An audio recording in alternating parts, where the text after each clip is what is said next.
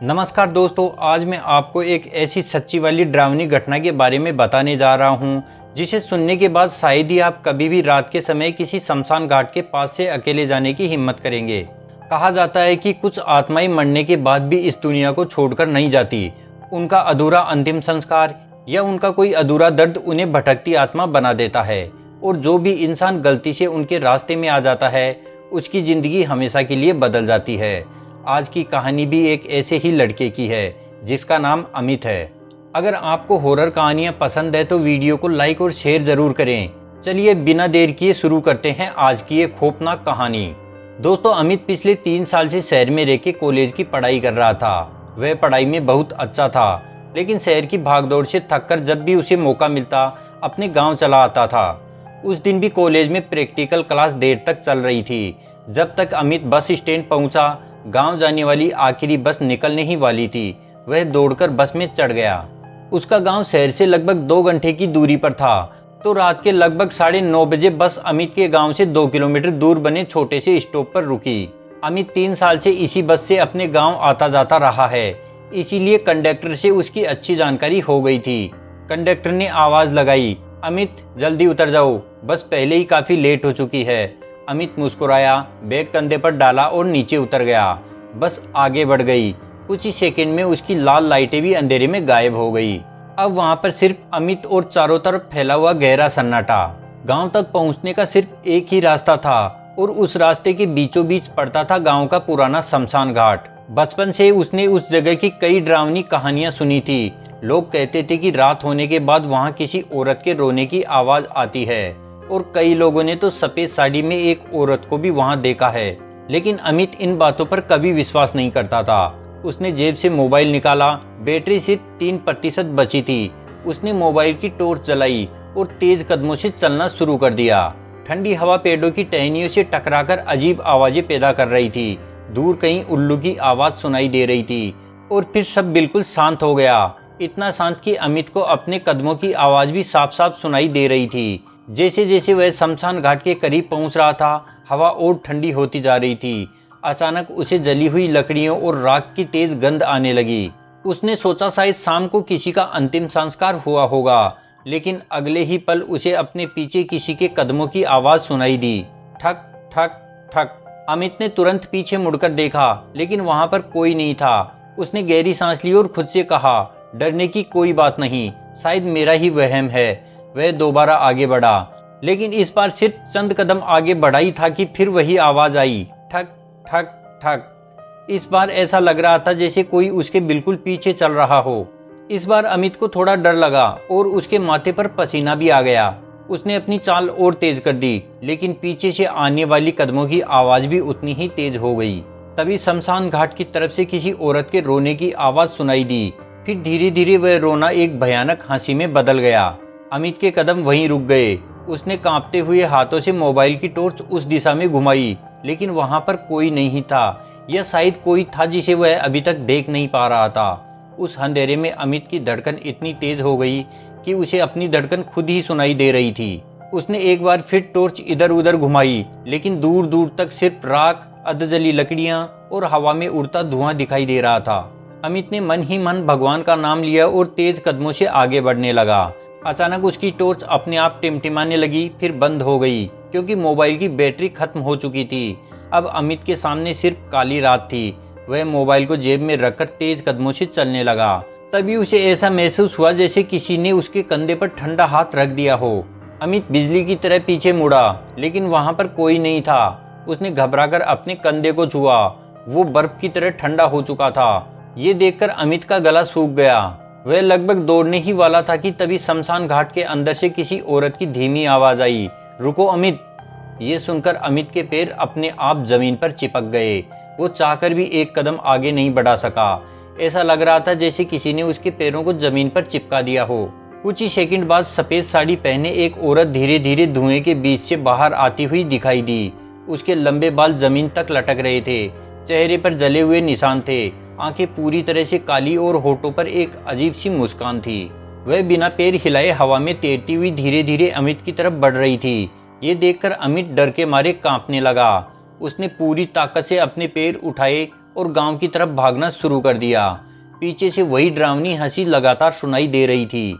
भागते भागते अचानक उसे ऐसा लगा जैसे कोई उसके ठीक पीछे दौड़ रहा हो, लेकिन उसने पीछे मुड़कर देखने की हिम्मत नहीं की। करीब 10 मिनट बाद वह किसी तरह से अपने घर पहुंचा। दरवाजा खोलते ही उसकी माँ घबरा गई।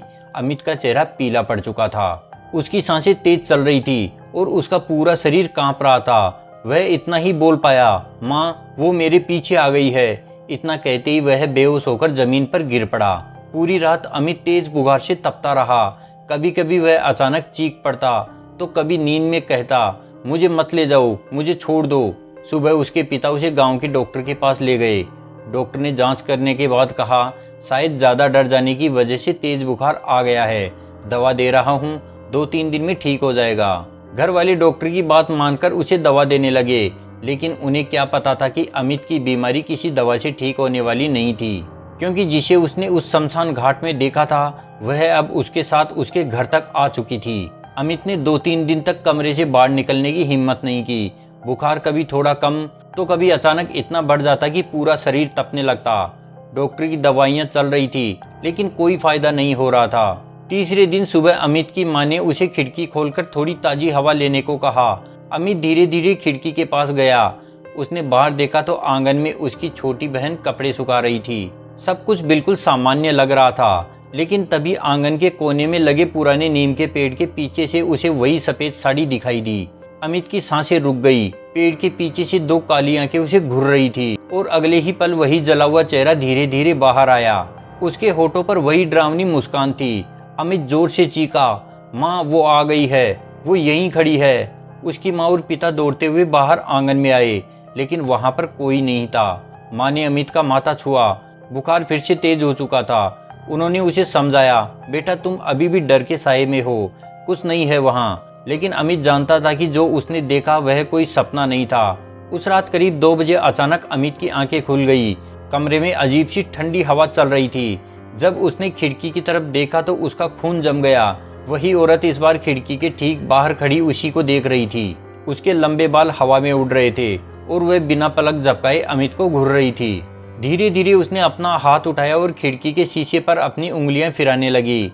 नाखूनों की आवाज पूरे कमरे में गूंजने लगी।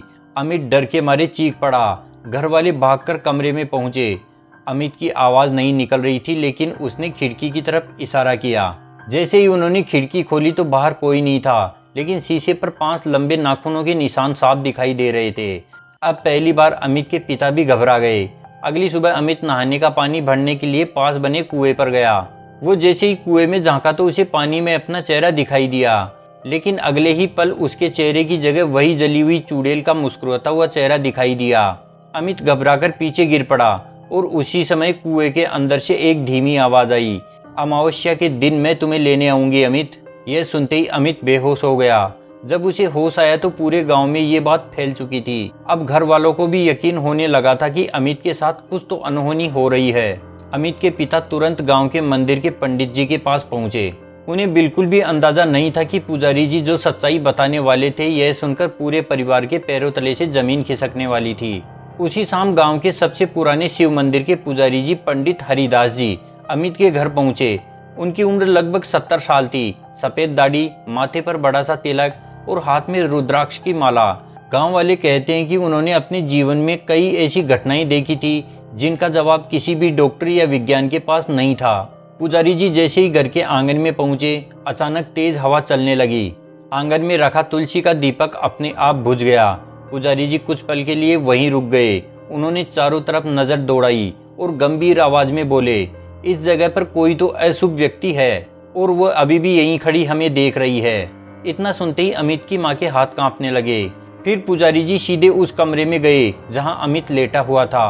अमित की आंखें बंद थी, लेकिन जैसे ही पुजारी जी ने उसके सिर पर हाथ रखा, अमित ने झटके से आंखें खोल दी। उसकी आंखें लाल थी और वह किसी दूसरी दिशा में देखकर धीरे धीरे मुस्कुरा रहा था। अचानक उसके मुंह से एक औरत जैसी भारी आवाज निकली, इस पुजारी को यहाँ से ले जाओ, ये अब मेरा है। कमरे में मौजूद सभी लोग डर के मारे पीछे हट गए। पुजारी जी ने तुरंत अपनी माला हाथ में ली और भगवान शिव का मंत्र जपने लगे। कुछ ही क्षणों बाद अमित जोर जोर से चीखा और फिर बेहोश होकर बिस्तर पर गिर पड़ा। कमरे में फिर से सन्नाटा छा गया। पुजारी जी ने गहरी सांस ली और अमित के पिता से पूछा, 3 दिन पहले रात के समय यह शमशान घाट से होकर आया था क्या? अमित के पिता हैरान रह गए। उन्होंने सिर हिलाकर पूरी घटना बता दी। सब कुछ सुनने के बाद पुजारी जी कुछ देर तक चुप रहे, फिर धीमी आवाज में बोले, शमशान घाट में कुछ दिन पहले एक औरत का अंतिम संस्कार हुआ था, लेकिन अचानक आई तेज बारिश के कारण उसकी चिता पूरी तरह से जल नहीं पाई और वो लोग अधजली चिता को वहीं छोड़ गए। उसके अंतिम संस्कार की क्रिया अधूरी रह गई और उसकी आत्मा आज भी मुक्ति के लिए भटक रही है। घर में सन्नाटा छा गया। अमित की माँ की आंखों में आंसू बहने लगे। उन्होंने कांपती हुई आवाज में पूछा, पंडित जी, अब हमारे बेटे को कैसे बचाया जाए? पुजारी जी ने गंभीर स्वर में कहा, उस आत्मा ने अमित को अपना माध्यम बना लिया है। अगर उसे मुक्ति नहीं मिली तो अमावस्या की रात वह अमित की प्राण शक्ति अपने साथ ले जाएगी। अमित के पिता घबराकर बोले, तो हमें क्या करना होगा? पुजारी जी ने दृढ़ आवाज में कहा, अमावस्या की आधी रात हम तीनों शमशान घाट जाएंगे, उस अधजली चिता को ढूंढेंगे और पूरे विधि विधान के साथ उसका अंतिम संस्कार करेंगे। तभी उस आत्मा को मुक्ति मिलेगी और तभी अमित की जान बच पाएगी। ये सुनकर पूरे घर में फिर से खामोशी छा गई। अब सबकी नजरें अमावस्या की उस डरावनी रात पर टिकी थी, क्योंकि वही रात तय करने वाली थी कि अगली सुबह अमित जिंदा होगा या फिर उसकी जगह शमशान घाट में एक चिता जल रही होगी। आखिरकार अमावस्या की वह रात आ ही गई। पूरा गांव अंधेरे में डूबा हुआ था। अमावस्या पर एक भी तारा दिखाई नहीं दे रहा था। ठंडी हवा लगातार चल रही थी, जैसे आने वाले खतरे का इशारा कर रही हो। रात के ठीक 12 बजे पुजारी जी, अमित और उसके पिता हाथों में लालटेन लेकर शमशान घाट की ओर चल पड़े। जैसे जैसे वो शमशान घाट के करीब पहुंच रहे थे, हवा और ठंडी होती जा रही थी। अचानक सामने बैठे सारे कुत्ते एक साथ रोने लगे। पेड़ों पर बैठे कोए जोर जोर से काँव काँव करने लगे। पुजारी जी रुक गए। उन्होंने धीमी आवाज में कहा, वह जान चुकी है कि हम आ गए हैं। अब कोई भी पीछे मुड़कर नहीं देखेगा, चाहे कुछ भी दिखाई दे। तीनों धीरे धीरे शमशान घाट के अंदर पहुंचे। लालटेन की हल्की रोशनी में चारों तरफ अधजली लकड़ियां, राख और पुरानी चिताओं के निशान दिखाई दे रहे थे। अचानक अमित की नजर एक कोने पर पड़ी। वहां आधी जली हुई चिता वैसी ही पड़ी थी। पुजारी जी ने गहरी सांस ली और बोले, यही है वो अधूरी चिता, इसी कारण इसकी आत्मा भटक रही है। उन्होंने तुरंत मंत्र पढ़ना शुरू किया। अमित और उसके पिताजी ने पुजारी जी के कहने पर सूखी लकड़ियां इकट्ठा की। जैसे ही चिता को दोबारा अग्नि देने की तैयारी शुरू हुई, अचानक पूरे शमशान घाट में एक भयंकर चीख गूंज उठी, नहीं, ऐसा मत करना। हवा इतनी तेज चलने लगी कि लालटेन बार बार बुझने लगी। अमित ने डरते हुए सामने देखा, वही सफेद साड़ी वाली चुड़ैल खड़ी थी, लेकिन इस बार वह पहले से कहीं ज्यादा भयानक रूप में थी। उसके बाल हवा में उड़ रहे थे, आंखों से काला धुआं निकल रहा था। वह चीखते हुए बोली, इसे मेरे हवाले कर दो, ये अब मेरा है। इतना कहते ही वह बिजली की गति से अमित की ओर मुड़ी। अमित डर के मारे पीछे हट गया, लेकिन पुजारी जी उसके सामने खड़े हो गए। उन्होंने जोर से मंत्रोच्चार किया और गंगाजल की कुछ बूंदें उसकी ओर छिड़क दी। जैसे ही गंगाजल के छींटे आत्मा पर पड़े, वह दर्द से चीख उठी। उसी समय पुजारी जी ने अमित के पिता से कहा, जल्दी चिता को अग्नि दो, देर मत करो। कांपते हाथों से अमित के पिता ने चिता में आग लगा दी। धीरे धीरे लकड़ियां जलने लगी। जैसे जैसे अग्नि तेज होती गई, वैसे वैसे चुड़ैल की चीखें भी और भयानक होती गई। कुछ ही मिनटों बाद उसका गुस्से से भरा चेहरा बदलने लगा। अब उसकी आंखों में क्रोध नहीं, बल्कि सुकून दिखाई दे रहा था। पुजारी जी ने मंत्रों का जाप और तेज कर दिया। पूरी चिता जलकर राख हो गई। उसी क्षण वह आत्मा धीरे धीरे धुएं में बदलने लगी। उसने आखिरी बार अमित की ओर देखा। उसके चेहरे पर पहली बार एक शांत मुस्कान थी और अगले ही पल वह हमेशा के लिए गायब हो गई। शमशान घाट में अचानक सब कुछ शांत हो गया। ठंडी हवा रुक चुकी थी। कुत्तों का रोना भी बंद हो गया था। अमित ने महसूस किया कि उसके शरीर का बुखार पूरी तरह से उतर चुका है और उसके सिर का भारीपन भी गायब हो गया है। पुजारी जी मुस्कुराए और बोले, अब यह आत्मा मुक्त हो चुकी है, अब तुम्हें कोई नुकसान नहीं पहुंचा सकती। अगली सुबह पूरा गांव इस घटना की चर्चा कर रहा था। अब अमित पूरी तरह से स्वस्थ था, लेकिन उसने उस रात के बाद कभी भी अंधेरा होने के बाद अकेले शमशान घाट वाले रास्ते से जाने की हिम्मत नहीं की। दोस्तों, क्या आपके साथ भी कोई ऐसी घटना घटी है तो हमें अपनी कहानी ईमेल पर भेजें। हो सकता है आपकी कहानी हम इस चैनल पर आपके नाम के साथ लेकर आएं। वीडियो पसंद आई हो तो वीडियो को लाइक और शेयर करें और चैनल को सब्सक्राइब करें। साथ ही एक बात हमेशा याद रखें, अगर रात में कभी किसी शमशान घाट से गुजरना पड़े तो कभी भी अनजान आवाज पर पीछे मुड़कर मत देखना, क्योंकि हर आवाज इंसान की नहीं होती।